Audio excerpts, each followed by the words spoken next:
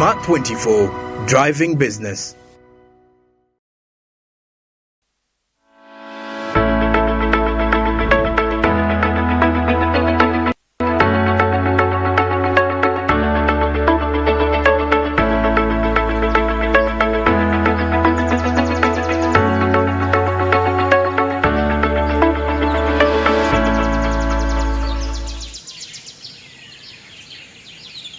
A very good welcome to you this great morning. This is Smart Means Business, and we are right now on Business Insight.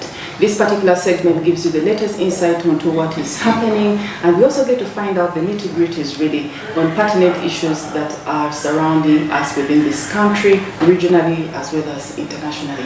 Now, within this particular session, we are joined by two amazing ladies. We've got Diana Naturinda Makubode. She's the communications specialist for GROW project under PSFU, as well as Rebecca Kukundakwe, who is the gender specialist GROW project with PSFU. You are very welcome to this show. Thank you, Doreen. It's always a delight to have beautiful women as part and parcel of this. The GROW project has actually brought in quite a number of emotions and concerns as well from others. There are quite a number of people looking with eagle eyes, by the way, looking at this particular project to see, and then there is also the excitement surrounding this project. Now, our topic today is actually centered around the GROW project, looking at its impact. It is analyzing gap bridging efforts within women empowerment programs. Yes.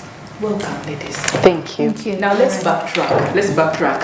There's been actually quite a lot of mixed reactions, if I can say, mixed reactions from the women as well as from the males in regards to a lot of attention that is being put towards women empowerment. You know very well that for the last couple of years, the attention has actually been geared towards women-led businesses. And really, when you look at the fact that 1.8 million women, basically in Uganda, have informal businesses of the sort, is it still that important? Is it a level of concern? And why is it so important for us to continuously give a lot of support to women? That is especially the men asking why exactly.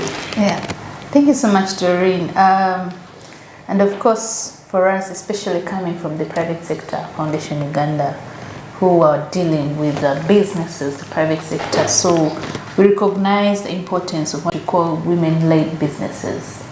But that does not mean that we don't pay attention to the men-led businesses. We actually, our membership has different associations that comprise of both men and women doing business. Under the GROW project? As an institution generally. And now for us, the focus on women doing business under the GROW project is informed by different contextual issues. One of them being the fact that Uganda has one of the highest levels of entrepreneurship and doing business, and then that we see 40% of the businesses in this country are owned by the women. And of course you see the gaps in terms of male and female, but also we know that there is also evidence in terms of how women economic empowerment actually contributes to change, positive changes at both individual level, family level, and at national level. So under the GROW project, our focus on women is informed by some of those contextual factors, but also the realization that when a woman tries to do business, it's not as easy and as smooth as they would expect, right? There'll always be gaps and differences in terms of access to opportunities, in terms of availability of information to start the business, but also in terms of ease within which women enter doing business in some of the sectors. So given some of those constraints and realities in this country to do with personal deficiencies of the women, when a woman wakes up to start a business, and if you follow some of the women that are doing great businesses and their journeys, they'll tell you, it took me 6 months to think and actually start. So GROW comes in to provide that motivation and empowerment to the women that yes, you've started, you're not where you want to be, but you can actually do it.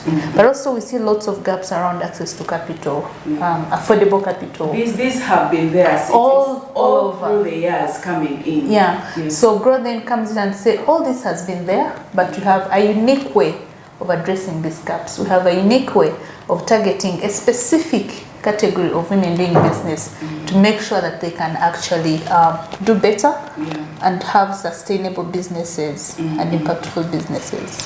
When it was being introduced, it was really fronted that it aims to support women enterprises transition from micro to small and from small to medium enterprises, and this is in line with the NDP 3. Do you think it is sustainable, Diana? Do you think it is a sustainable avenue? And we're looking at the bigger picture, the umbrella. Is it really sustainable? For GROW as a project, to support women to do their businesses, grow from small to medium, is that what you're saying? Well, it is GROW objective, like you said, is to support women access entrepreneurial services and grow their businesses. And this cannot happen without the money. This cannot happen without the training. This cannot happen with the support, the infrastructure that is available, that is friendly for women to use. And those are the things that GROW is trying to work on to make sure that a woman is able to grow. So one of the things that GROW has done already in line with that is the training. We don't work alone because we cannot do all the training of women across the country. So we've partnered with, there's what they call the PPP, public-private partnerships. So you partner with private institutions, you partner with public institutions to help you achieve your objective. So we've partnered with a number of MDAs like URI, to provide technical skills to the women, to provide them with business development services, other business development services they need. So that is to empower the women with the required skills and to enable them sustain their projects. We've partnered with banks to be able to disburse money to the women for them to do businesses. Now, one of the reasons why we encourage women to work with banks is to also teach them the saving culture, the investment culture, to teach them how money runs to the women entrepreneur for them to grow their businesses. Because without money, sometimes you may not be able to grow your project. You may not be able to achieve your objectives. Yes, where women operate. Where women can work from. We know that in most places where women operate, like in markets, a woman will have so they carry their children with them and put them under the umbrella. But we GROW hopes that when we have such facilities like in the market areas, the marketplaces, where she can keep her baby safe, where the baby can play from with children friendly toys, yes, free of charge, because that is what we hope to achieve as a project, and that is one way we think that we can it is sustainable for the woman to join GROW and benefit from GROW.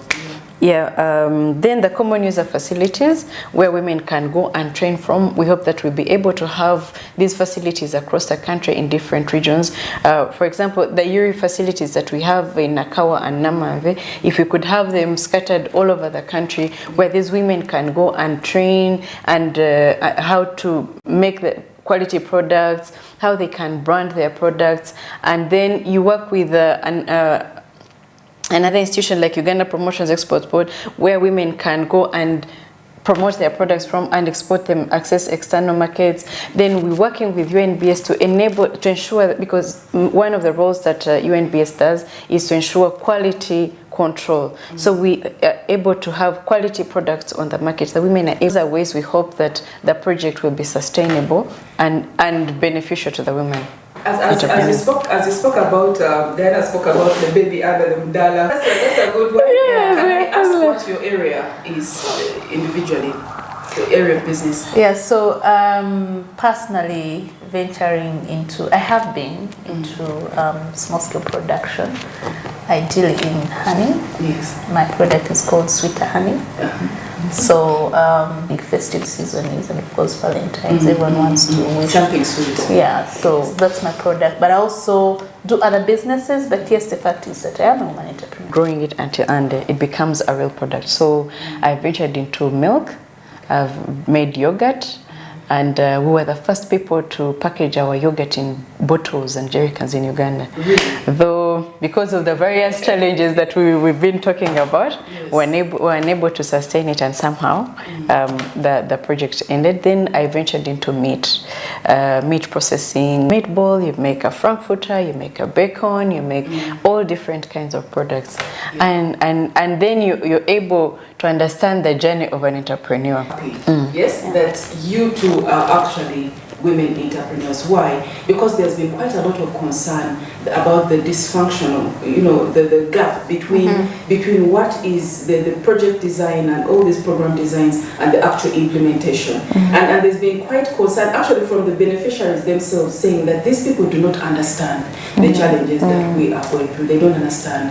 When it comes down to what you mentioned about some, for example, Yuri, some of these would say women friendly, you mentioned that, pro women, but when they get down to the grassroots, it could be because of maybe lack of self-confidence at any one time. And why when we have a project such as this amazing project that holds you by the hand and supports the woman and says, we are with you, that is awesome. Woman that has been keeping her baby under the Mudala and all these different facilities that the GROW project will leave in place or put in place, what is the guarantee that? Because one of the challenges that we have is that the women still have the burden of looking after the sick. They still have the burden of looking after the children. So, and it will happen for some time, but we are here to support you, to make sure that you take advantage of the available facilities for you to grow yourself. So don't be, can take care of them from where, if you have a child who is not well, you can still go with your child because you have facilities that are favoring you. And we hope that it will not fight it 100%, that men will, You know, the structural impediments that will continuously fight against you. And if you come all guns blazing, men will still dominate, because we're very particular about this, because this is a hugely patriarchal society, and we know the woman, despite support here and there, yes, despite big guns blazing, is there a system going to be in place, for example, that for the women who are in this market, yes, for all the occupants of this market here, at least 90% or 85% have to be women at all times, and it will have a physical count to ensure that. Yeah, let me speak to that and probably allow me to take a little step behind in terms of the perception on the mismatch that some of the women entrepreneurs, potential beneficiaries at society, at micro, small and medium enterprises. You know, statistics show that if you look at the large companies in this country, only 9% are owned by the women. So the majority of the large companies are owned by the men. But also we dive into on what exactly constitutes a micro or small or medium enterprise in terms of their turnover, in terms of number of them. Assume that all the women entrepreneurs are the same. They have the same needs and they need the same services. We are clear on what services business in the informal sector. Someone who has not formalized their businesses, maybe what they need is probably support to register their businesses. And like Diana spoke about, do that for free. The project is coming in to support you as the women, formalize your businesses, to take into consideration the benefits of formalizing a business. In the salon in 1-2 rooms over 5 years, and GROW are coming and saying, well done, woman entrepreneur. Let's see, what would you need to do? Is it about how you market your business? Is it about your customer care, that you don't attract more clients to grow your business? So GROW then comes in, provide such services to enable a woman move and grow their businesses, to deal with stagnation of most of these businesses. But there's also a fact around the survival rate of businesses. So in GROW, we are alive to that fact. And what we're going to do differently, we want to provide mentors for the women entrepreneurs. And this is, let's say you're into production of sanitary ware, or let's say into agriculture as a business, or let's say into hair platforms. And one of the benefits of women belonging to these platforms will be listening to the women, other women who have made it to another level. So we hope that by doing this, we're able to address some of the perceived mismatches on how is this growth going to make sure that it's more sustainable when we target the women? Imagine, Doreen, you're doing a business, you've been doing a salon, let's say for 3 years, and you come to interact with a lady who tells you, I've been in this business for 18 years, I started in 1 room, expanded to 2, and now sustain the energies, To move on. the commitment to move on and actually run this business. Let's flip the coin. Let's flip the coin. Yeah. You know, but the entire economy is set for empowerment and flourishment. Now let's flip the coin a little bit. We have quite a lot of concerns that the woman is being babied to the level of some level of dependence syndrome. If you come out, we have right now stereotyping. Really, our Kenyan women, they are very aggressive to the core. These women will march up, whether they have a dime or not, they will march up into any office and they will come up and negotiate for the best, cutthroat, totally. Yeah. When you have particular failure, now, even within the formal sector, having our neighbors here, our sisters, the Kenyans, thump us often because there are concerns that sometimes we are very laid back in personality, that now when you add continuous support, and this support sort of like holding you every now, let me help you register, my dear, let me help Tell you that I would call that actually as a stereotype for some of the women entrepreneurs here. The fact is that we have women that have been resilient. They are moving into what we call male-dominated spaces. So we have that category of women, and I think we must acknowledge that as Ugandans, that we have women that are trying to break that. There are women that are still kind of so laid back, and that's why we talk about mentorship under the GROW project. But also we acknowledge, women are not the same. Yes. So what GROW is trying to do is to support both, depending on the context, but also to challenge those ones is so high. Yes. And we are saying, do you already run a business as a woman? We're not targeting every woman. We are targeting a woman who has a running business. It is demand driven. It is demand driven. Okay. The project is demand driven. Yeah. So, and then we're also saying, if you come in as a woman doing business, you must have for formalized businesses. John was speaking about the men usurping some of the services. Yes, we are aware, and we are living, women are not an island. We are living in a society where both motivated to demand for these services, invest in their businesses, and grow their businesses. You talked about mentorship. Yes. One thing that I picked in particular was that I've gone through, mentorship. One of the things that stood out for me, getting to talk to these female mentees, is the fact that they say in most cases they are blanketed in like a bandwagon effect. Yes, all of them are pushed under the mentorship. I'm very glad that the GROW project has individualized packages, which looks at every sole woman that comes in individually. Now we also have, especially when you talked about linkages to the other mentors, and this is as competition, so she's not very, when it comes down, I have one specific mentee that said when it comes down to packaging, yes, I'm looking for the right packaging because all the packaging I'm getting is from Kenya, it's very expensive. I want to find the right packaging, beauty products, very young, all the way from Mara University, has undergone like 3 incubators and all these different mentorship hubs. But she says still she has not been able to access the right information that she wants. Now, given this particular instance in which there is that enabling factor, the linkage to the mentor, yes, do you think maybe there will be exclusion of, let's talk about these things candidly. Do you think at any one time maybe there will be guaranteed, there will be some exclusion because, oh, you are my competitor at one time, and then also the fact that the mentor keeps on saying, I had one mentor say that from the other side. Yeah. So if you don't know what you want, yes, you don't know that you are basically gaining, looking at export. A mentor. I think so, because a mentor is somebody that you're looking up to, somebody who has succeeded and is no longer scared of competition. Sparkle salons. Yes. Really, I don't think she would be scared of me starting like a small salon and I'm coming to her for mentorship. Okay. No, that would be out. Yes. So it is somebody that is already at a certain level because if you'd want to connect me, you're not connecting me to the person I'm at the same level with. You're connecting me to somebody who is higher, and I can look up to them. And when they tell me their journey, I am inspired. I am excited to work and be like them. So we are not connecting them to people who they are going to fight with for competition, for products, for the same benefits that I'm looking up to, but somebody who is already at a higher level. I remember I joined You Will in 2011 when we were making our yogurt.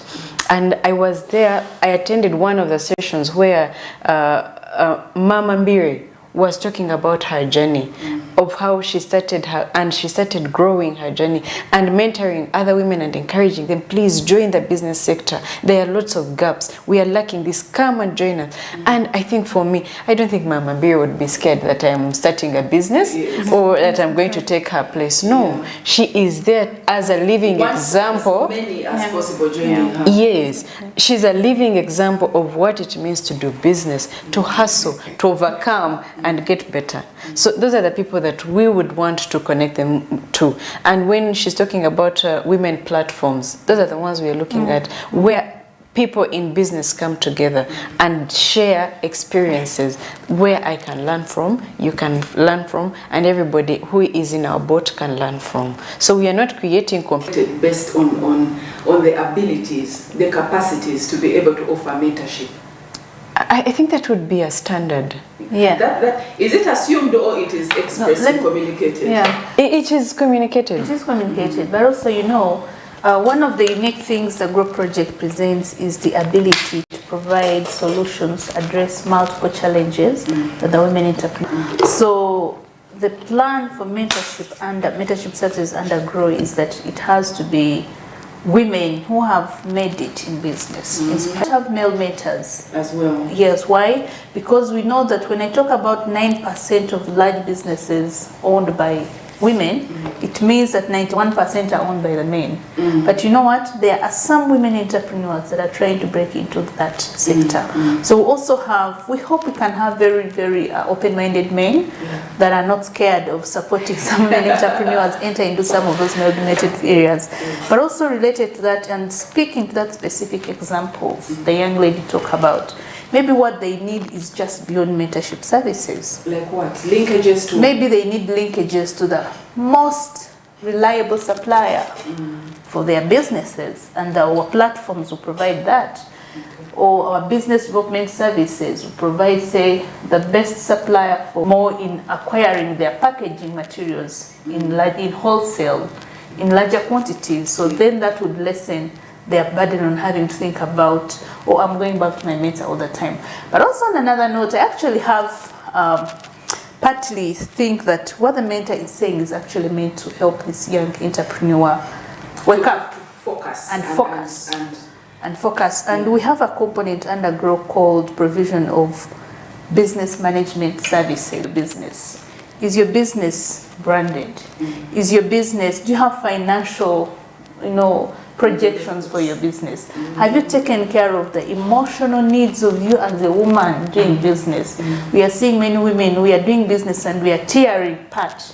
And so we can't sustain our businesses, we can't even expand our businesses. So under that area, we'll be able to help the women entrepreneurs think through, what exactly are my business needs? What should I look for from a mentor? What should I look for from a professional? Other professional service provider. If I'm struggling with tax returns for my business, if I go to my mentor, yes, she will tell me, yes, but maybe I need to talk to a tax consultant, and they tell me, present your books, what has been your cost of production, what is your revenue like, and they help me actually to deal with that issue. So growth, then the comprehensive package of services that we provide will be able to address some of the specific needs of women. One man put it like this in a conversation. Yeah. We always want to find out what are people thinking and what is their problem. Yeah. And one man put it as this, he said, women in business, I don't know what's wrong with them, quote unquote. He said they're like the grass in the wind. Especially those ones who are upcoming, not the older ones. The older ones have learned.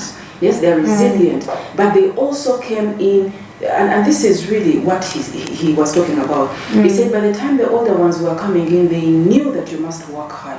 They knew that it's going to take a while before I get profits. They knew that I have to reach out sometimes and not think that someone owes me a favor. I have to reach that mentor and ask them and sometimes plead with them and sit at their feet, as I learn from them. But he said that the new entrepreneur, the new crop of women entrepreneurs today are like the grass in the wind.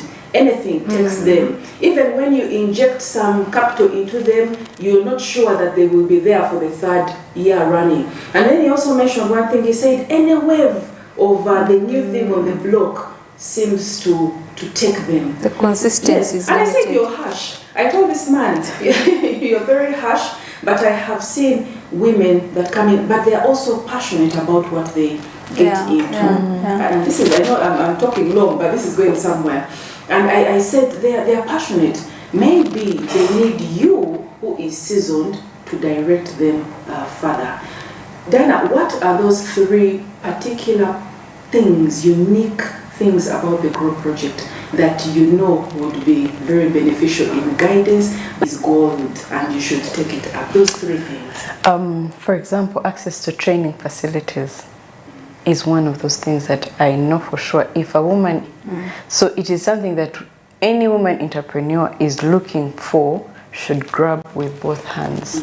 Number 2, being able to access, you've already been there, but you're being held back by money. Then we have the money that we are providing, that you can access at reasonable interest rates, that you can access with liberal requirements from the banking institutions, because that is one of the things we negotiate for, that they give women these loans at favorable rates that they have not seen before. What rate is that? 10%. We hope they'll be able to accept the 10%, because we are still negotiating with them per annum. That if you borrow 10 million, you only take back 11 million by the end of the repayment period if it is 1 year, and that is it. You've only added in 1 million. That has not been seen here before. That even the government loans, the agricultural loan, have tried to get more liberal, to give opportunities to women that they have not been able to have, so that they're able to access the funds. Number 3, networking. We're encouraging women to network, because it is through opportunities. So those are things that women should look out for. That even before we go to the infrastructure, which might be expensive and may take long, but those 3 are key. You're trained, you have access to the money, and then you're able to network. It is from your networks that you grow your markets, that you get new ideas to do your business. That's wonderful. You train, yes, have access to finance, and then the network. The networking. Let's talk about this access to finance. Is it collective or individual? It is both. It is both. Because we fund both individuals and groups. I had a discussion at the new market downtown, and they said, you know what, I am tired. That was one woman. I am tired of being thrown into groups with women who, some of them are not serious. I am whom I know at any one time can leave the town and go back to the village, and guess what she does? She leaves me struggling to pay her money. I wish they would come out and give me the individual loan based on the fact that I have the passion, I have the zeal, but I can also show you that these tomatoes, this mudala that I have, has the potential to pay back. Why are women still unbankable? Why are they still unbankable? And let's leave even the fact that they don't have access to the assets, to the land and all these and the car loans and everything. Why are they still rendered unbankable by PFIs, by the partner financial institutions? Even when she can come to you and say, I have been working on this particular project from 2016. I have receipts. She even gets them and throws them in front of you. I have receipts A, B, C, D, and I am hoping that maybe if you give me my 30 million, yes, I can be able to please put it. And economic conditions have also helped the banks open their eyes that I do not have to have land to be able to acquire loan. I can be able to provide my LPOs from the people that I offer services to, and these LPOs are collateral enough for you to know that I'm going to earn money and pay you back. And we are able to, we believe that the banks will be able to accept those as some of the collateral that women can provide for them to access the loans. Yes, yes. Yeah. So instead of just the woman having the verbal interaction, for her who knows that she is interested, does not have the land or anything like that, wants a very unsecured loan, should be very intent on getting all those different documentation. Yes, you must have the proper documentation that the bank needs, that can look at and know that this is a viable venture and therefore can be funded. Yeah, and if I can just add to that, Doreen, Diana, thank you so much, is this perception, allow me to call it a perception from my professional background. It's actually a perception, and we also see it as one of the attitude issues some of the financial institutions have towards women. And one of the things we want to achieve and grow is actually a change in attitude on how financial institutions regard women, especially women who are doing businesses. So we are going to work with selected financial institutions, and I can assure you these are some of the questions that we've been asking them. What is your total client base? How many of your clientele are actually women? What specific products and services do you have for women? So for the ones that have been able to want and grow, but also it's going to be an continuous journey, increasingly having conversations with these finance institutions and telling them, hey, women may not be bankable to expectations, but they can be supported to be more bankable. So one of the things we want to achieve and grow is a change in attitude among women through formal financial institutions. But also there's a fact that Diana has touched on in terms of the records. You see, and speaking, we are from the private sector, but also generally there's what we call standards. There has to be standards. The when you come and say, I have a business, it is doing so well, it's been growing over the 3 years, but can you show evidence? Can you verify? Like, no, but and you don't have the information. I shouldn't have anything.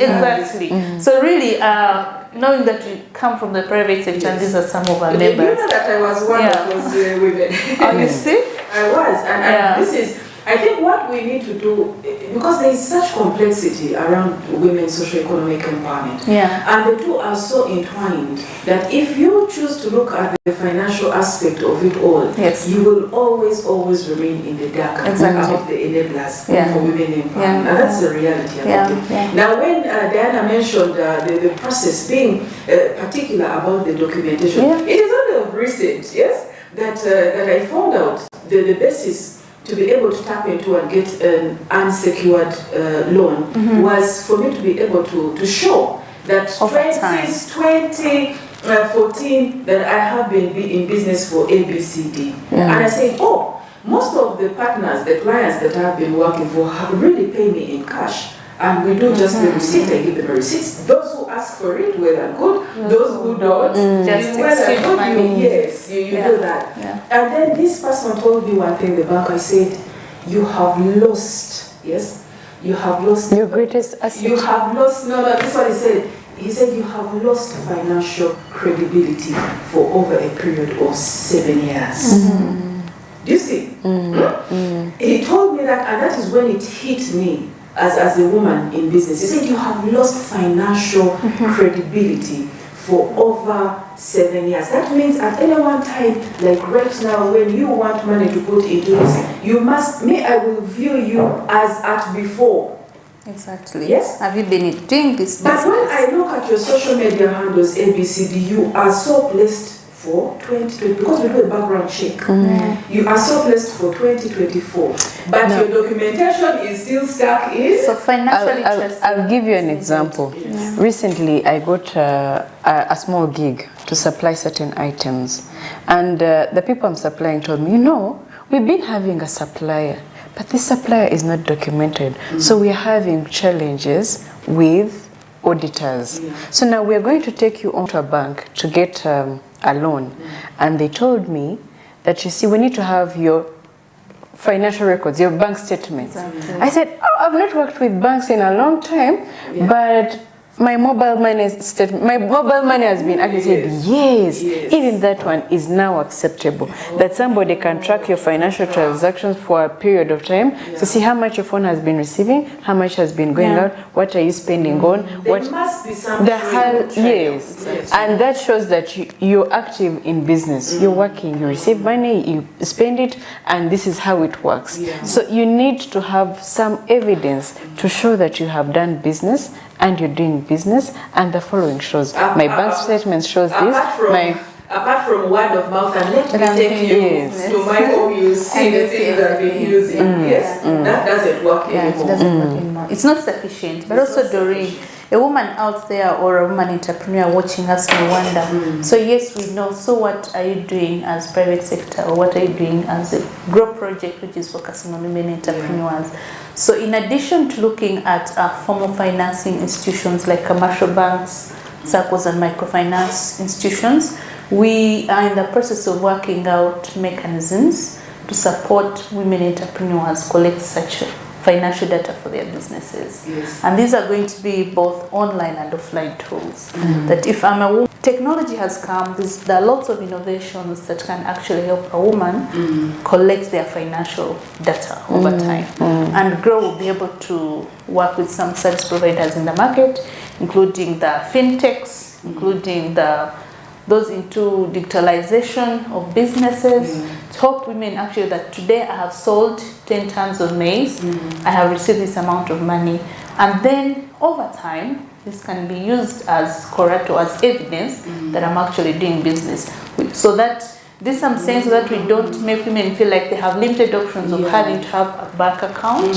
So you can keep your records in hard copy, but also when we bring out such solutions, the women will be able to keep their business data in different options, and GROW is going to be able to support women. So you are meeting them as at where they are. Exactly. You are meeting them. Now the reality as well is that, of course, if you want to go across borders, you're going to have all these formalizations, the documentation, and the woman must be able to understand this. Exactly. Then in the GROW training that you mentioned, yes, I'm assuming that this is a one-stop center that gives a woman everything. That's the exciting part about it. We try to. Yes, because is the woman able to know that, you know what, you are at micro, you have been doing this for maybe 1 year or 6 months or 2 years.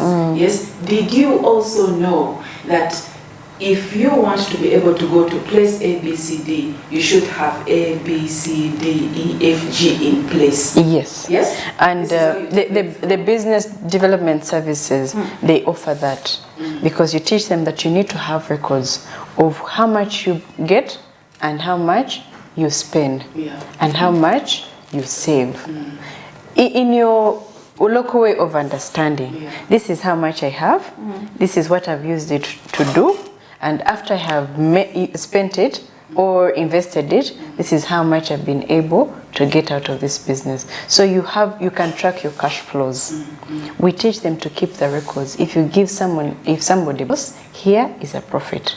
And we're able to tell them that when you make money, the profit or what you think you have got, don't spend it before you know how much is your loss and how much is your profit, so that you're able to know that if I made a loss, what happened? If it is a profit, how much is it? And what should I use it for?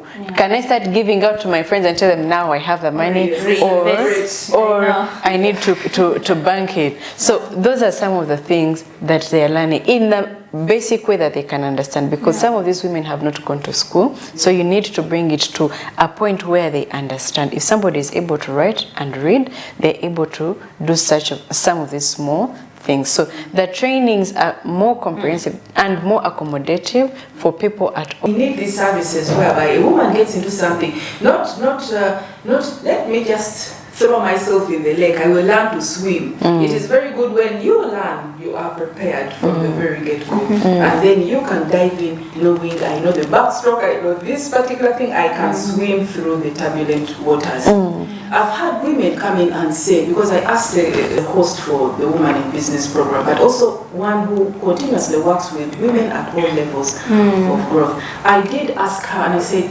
women, are Ugandan women prepared to tap into the export market? And she said no.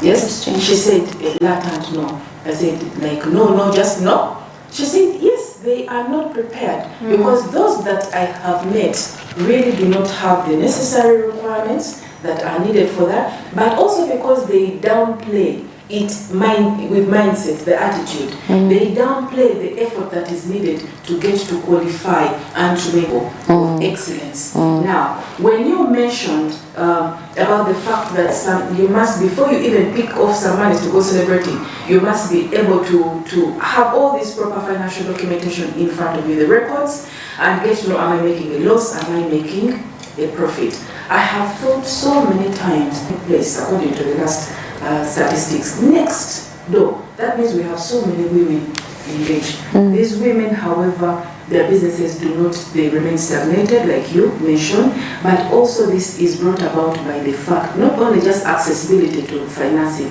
it is also brought out by the fact that they keep and you go running and spend. Yes, but we are now coming at it, of course not the latest TikTok wear that is there. We are talking about it really from the point of survival. And this is what let me leave it also. Another woman came and said, why should I keep my money in the bank?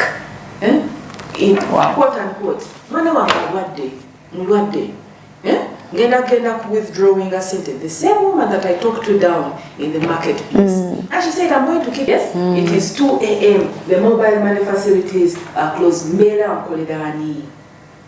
You see? Yeah. So how do you advise a woman like this to really, one, get her finances in order, two, strategically position herself in such a way that she's supposed to balance the home front, which really plays a big part. The home front and the needs and all that, as well as the business. How do you strategize under the group project? Thank you so much, Doreen. You know, you speak about very pertinent issues. One is around export promotion and where the women want. They ready entrepreneurs in terms of formal financing facilities. One of the things we want to achieve under the group project is really to provide intensified but also tailor-made financial literacy and education. And we're not talking about product financial literacy.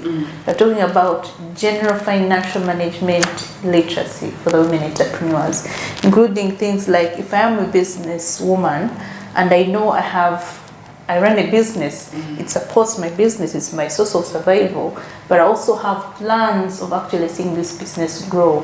How do I deal with the money that I get out of this business? A portion of the funds put aside for reinvestment and business expansion. So that's what that particular separate those two accounts. Yes. I know that this is and our financial literacy under Grow is really we are going to deal with that as the Grow project. And when I talked about business management services, financial literacy is one of the core areas. We make money. How much money do you make? I made a lot of money. How much? Like how much? Wait, man, I made money, right? She cannot still So tell what's you. your plan for it? Well, I will see, but I have another consignment. I will see, you see? So financial management, financial literacy is a key aspect under the Grow project. Maybe I could add something to that. Like when I talk of partnering with Uganda Export Promotions Board,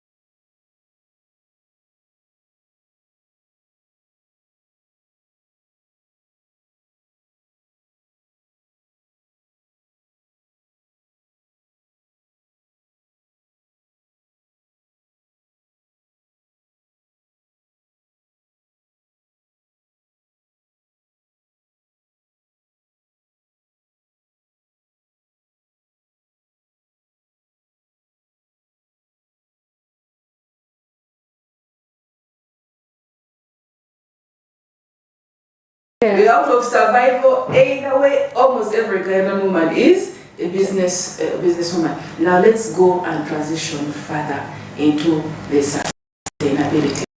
Okay? Those particular key points. You, Mary, you talked about the fact that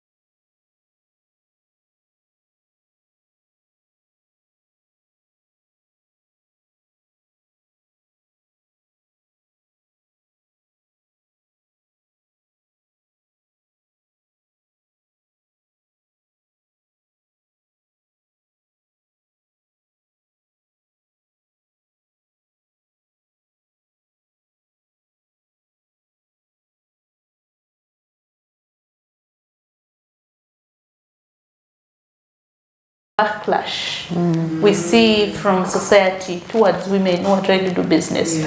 Unfortunately, where we expect social support for women entrepreneurs, sometimes it's not there. I'll give you an example. When we speak to some of the women, especially the money aspect, there are some fears on if, for example, the men are not brought on the table. The woman will get access to this credit, but when you're doing interventions, we are trying to put in place mechanisms through which we can speak to the men, to the traditional leaders, to the cultural leaders, to the ecosystem players to support the women do this business better. So even when GROW is a women-specific project, we have interventions where we are working with the men to be able to support women or create an enabling environment for women entrepreneurs flourishing in business. Our engagement strategies, we brought that out in one of the discussions that we had, and I said these efforts seem very disjointed. One, because there is no particular uniformity, yes, or a particular maybe a framework or something like that, apart from a few strategies that have been released but may not be applicable for maybe women in One of my concerns as a person, one of the things that I feel like might be a setback is if we cannot reach all the women entrepreneurs, because every woman is focusing on getting money from GROW.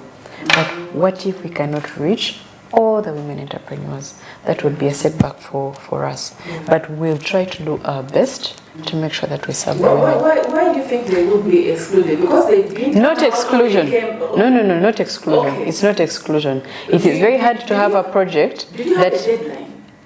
It's a 5-year project. It's a 5-year project. Yes. It's still taking on beneficiary. So you may find that within the 5 years, not all the women entrepreneurs have been reached. You get, because these programs have timelines. So you've communicated the way we have communicated, and we're calling on all women entrepreneurs, but the time frame is not enough. But not because Tevikola, but we have not been able to reach everybody. Yeah. But that's where sustainability comes in. So that even if, yes, GROW project is like a child. The sustainability program is there. That as we give money to the women, they're able to revolve it, because the project is a revolving fund. What we give you, you bring it back, then it goes to the next person. But even then, I can give an example of other government programs that we have worked with. It is very hard to reach all the youth. It is hard to reach all the women because we are many and the resources are not able to satisfy everybody. But the excitement that they have towards the project and not being able to meet all their needs is what I think would be a challenge. Given this is my thinking. Given the fact that we've had issues and we don't in the past with women empowerment sustainability programs, or sometimes you're hopeful that there's going to be more funding, but something comes up, pandemic comes up, and before long, you know, there are no funds. Wouldn't the best thing be, especially when you have, for example, partner financial institutions or the likes of Yuri coming in, even in the very beginning, as you're signing that... Yuri doesn't give money. It doesn't, but that's where I'm going. In the MOUs, yes, even as you're saying, we are going to partner with... We've been there for a long time, and it's still going on. So with or without our support, Yuri will still be available to support the women, and not only women, but all people that need skills. So that does not go away. Export Promotions Board is not going to go away. It is there, it's a government institution, it is there forever, it will work. I'm worried about the financial institutions. The financial institutions... Let me say something on the financial institutions.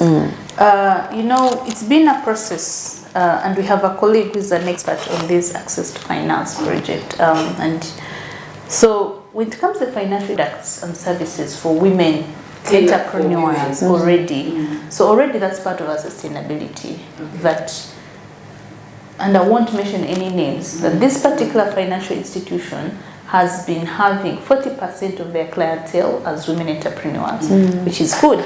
So maybe with the push of Grow, we are going to raise it to 65%. So our hope and conviction actually is that even at the end of the Grow project, this 65 will still be able to access services from the financial institutions.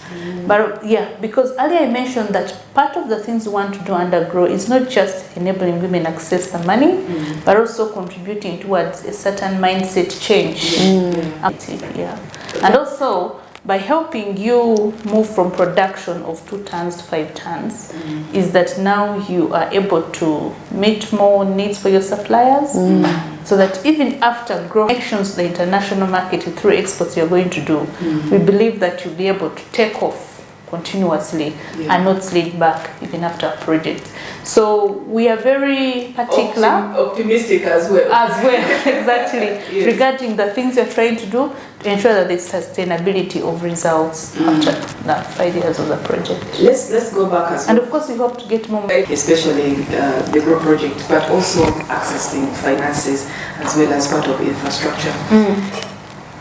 1.878 trillion set aside for agro-industrialization. You know, very many women are still basically within the agro-industry. 2.023 private sector development. We know you are working with women to be able to move, really transition from micro to small to medium, so that they can stand out as a private sector. And then there is also 2.4 trillion, that is PDM, set aside for 1059 billion, put 105.9 billion microfinance. And then of course you have 4.989 integrated transport infrastructure, of which 142 is just for tiny details that you are very wonderfully particular about along the chain. Right now you have an issue coming, national scale rectification, but you know very well that these are cyclical issues. Recently, and are stuck, saying that we basically got into poultry, we had our ABCDs, and right now the middleman. So I'm giving you 9,000 to take it or leave it, because I'm incurring costs into coming to get this instead of the 21,000 you expected. There's been quite a lot of outcry from women, especially in the rural areas, saying yes, we have got the money. Yes, we have done what we wanted to do. But what else now? Market linkages? Yes? Can we know that surely you know very well I cannot come? It's going to happen. And when I say digital, you may think about a woman in Kamuli or Chana Mukaka. I've talked earlier when I talked about the online and offline. You see, the power of the platform is that I am maybe on a smartphone, but I am part of a group of other groups that we are either going to meet on Thursday or on Sunday, or even when we are not going to meet on Friday. The fact is that there are ways of sharing information with our members. So we are going to maybe through an SMS if you're a platform in the north dealing with shea butter, to make sure that you are updated on the trending issues around shea butter and the market prices, GROW is going to address that. But also when you talk about value addition, and let's give an example of milk production in this country, I think the example you've given could also apply to milk and other products like cassava. We have a collaboration with Daily Development Authority to see that if I am a woman farmer, right? So in GROW we have service providers that are going to work with the women to help you that don't just sell your liquid milk, you can actually make some cheese. And they will receive these services for free from the service providers, from entities like DDA. I met a woman from Chankwanzi. She sells 3,000 liters per day. But she's like, now instead, the day they don't come to buy this milk, what do I do? Do I pour it? No. She went into yogurt. Now yogurt, you have added value. A liter that you are selling at 2,000, you can sell it at 5,000. That's already an increase in price. Now, on Saturday, they are advertising day. Market day. Everybody advertises what products and services they have. And then people go to your inbox and place orders. So that is one way of promoting. Utilizing our phones. Yes. And encouraging them to have more apps, access to mobile apps where they can receive their payments, that I don't have to carry a bag of money. Yes. Then connect them to like safe border where you know somebody needs my product, I can put it on a safe border and it goes to a person without hustling. So those are the networks, the linkages, the chains that we are creating for women. We talked of Dairy Development Authority and for example UNBS, when they're training you, so some of the things they do is how to brand your product. How do you brand your product to make it look attractive? Besides quality control, they also advise on branding of your items to make them more appealing and attract clients, so that you're not only selling to me and Rebecca who are next to you, but you can access like supermarkets, retail shops, you can send to other markets beyond us here. And when you have the certification, beyond the region. We are working with Ministry of Agriculture and NARO to help us have quality seeds and quality products.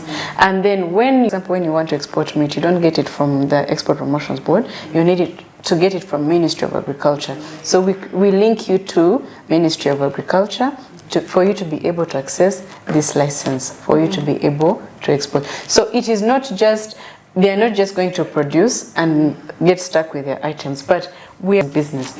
But we find where are the gaps for each group, or for each category of people, and how do we link them? Do you have a, sorry, this is excitement only. Do you have a one-stop center whereby if someone needs all this information, they can, it's just a click away, they can tap into it and access it? We have a link that has almost all these service providers that we have shared with. So you go on that link and you look for the service that you need and who is offering it, and then you click on that and then you apply for it, so that you choose where women, for example, when we had WEP and YLP, we worked with sub-county leaders, sub-county community development officers, and then district development. Check your application for you to access information, for you to know what next. What do I need to do? Why can't we have all these informations? Okay, in addition to that, so that if at all I'm curious and I've just started my OD, my peanut butter thing, business, but I don't even know. Sometimes we fail out of ignorance because we don't even know the potential and so that we have. Besides the government existing structures, let me exhaust the point I was making. Okay. Besides the existing government structures, we are talking of the women platforms, like You Will, like USEA, which we are encouraging to go down to the grassroots level.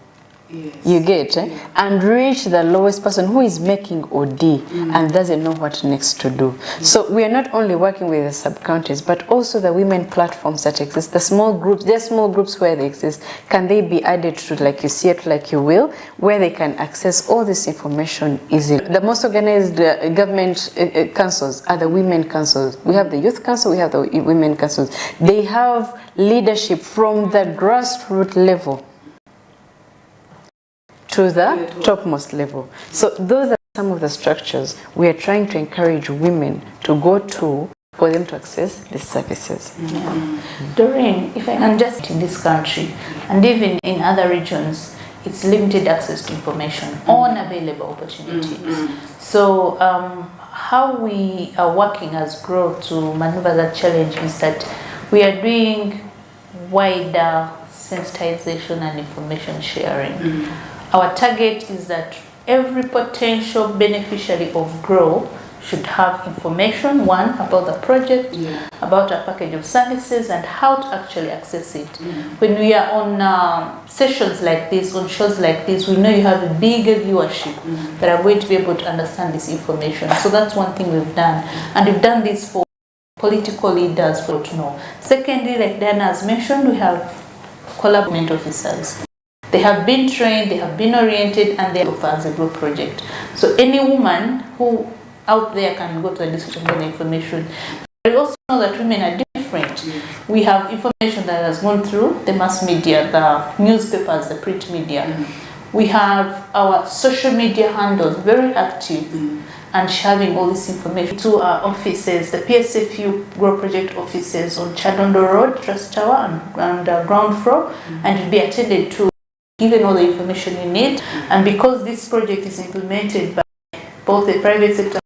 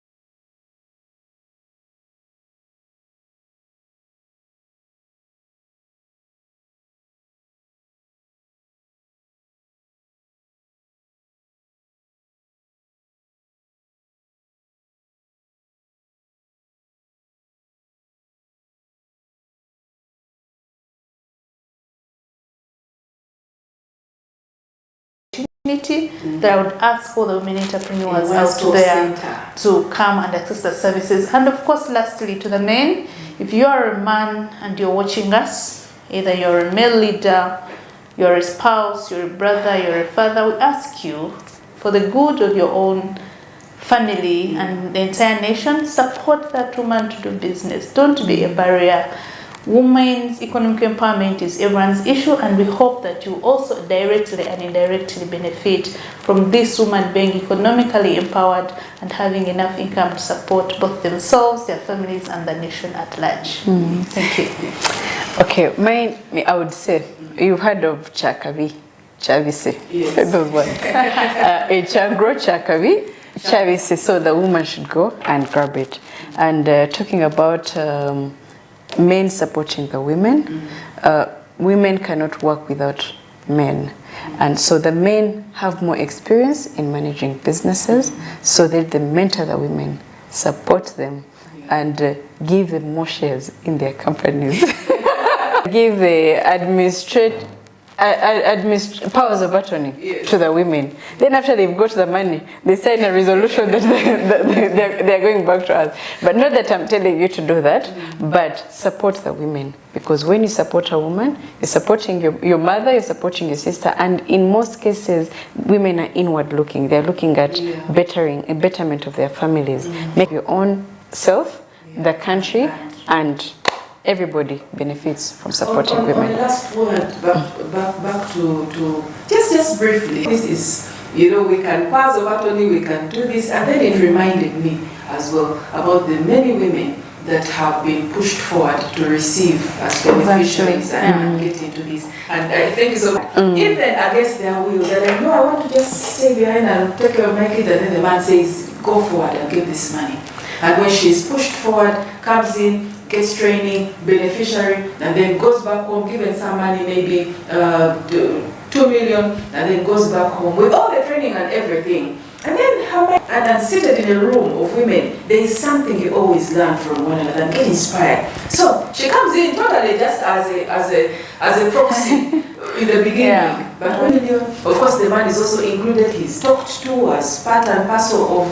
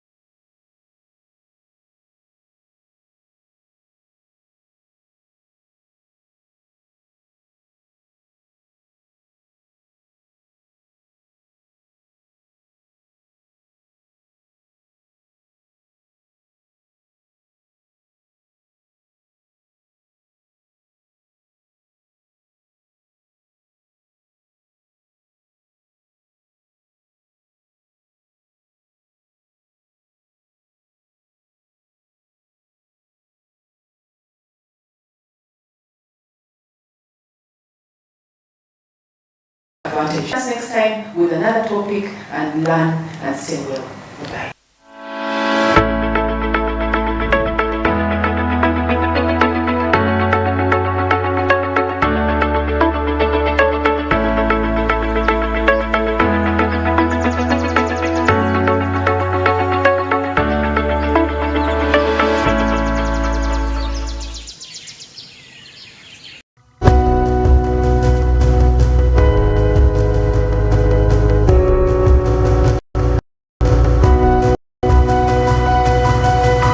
Smart 24, driving business.